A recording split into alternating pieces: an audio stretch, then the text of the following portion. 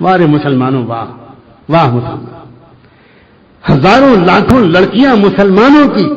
اس 31 دسمبر کی رات میں شاندار کپڑے پہن کر، جینس پہن کر سڑکوں پر نکلیں گی، رات رات بھر تماشا کریں گی، اس لیے کہ ان کو یہ دکھانا ہے کہ ہم اصل میں عیسیٰ علیہ السلام کے بڑے قدر کرنے والے لوگ ہیں۔ عیسائی کیلنڈر کا ایک نیا سال شروع ہو رہا ہے نا، عیسیٰ علیہ السلام سے نسبت رکھتا ہے یہ نیا سال، تو جب وہ نیا سال آ رہا ہے عیسیٰ علیہ السلام کی نسبت رکھنے والا، تو ہمیں تو بہت کچھ کرنا چاہیے۔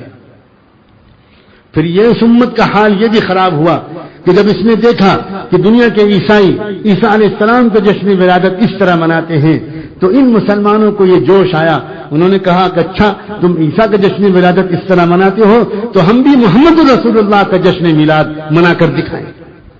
ہم بھی منائیں،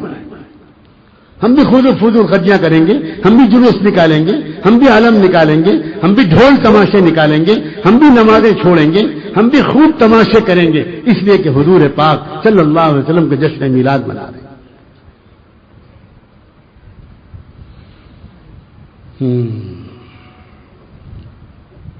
آ رہا ہے وقت قریب،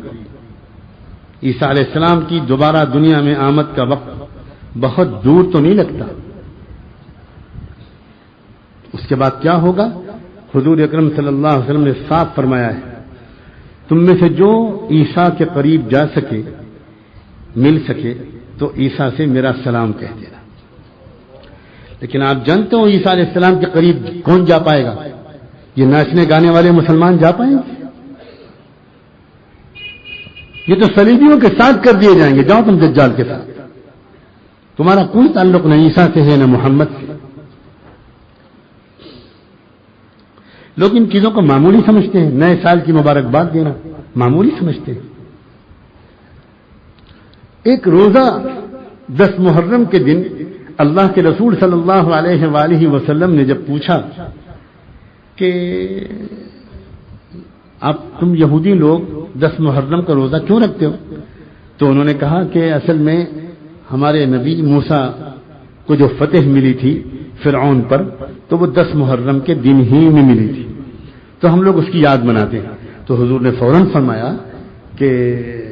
موسیٰ علیہ السلام کو کوئی نعمت ملی ہو تو اس پر شکر منانے کا تو ہمارا حق تم سے زیادہ ہے، اس لیے ہم بھی اگلے سال روزہ رکھیں گے۔ ہاں ایک کام کریں گے، ہم ایک روزہ اس کے ساتھ ملا دیا کریں گے تاکہ تمہارے عمل سے مشابہت نہ ہو جائے۔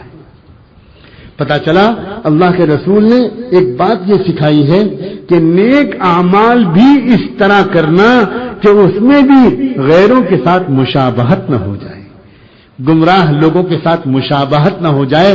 جس نبی نے اپنی امت کو نیک اعمال کے ساتھ مشابہت اختیار کرنے سے منع کیا ہے، وہ امت ناچ گانے میں بھی اپنے نبی اپنے دشمنوں کے ساتھ مشابہت اختیار کر رہی ہے۔ یہ SMS بھیجنا، یہ نئے سال کی مبارکباد دینا، یہ کارڈ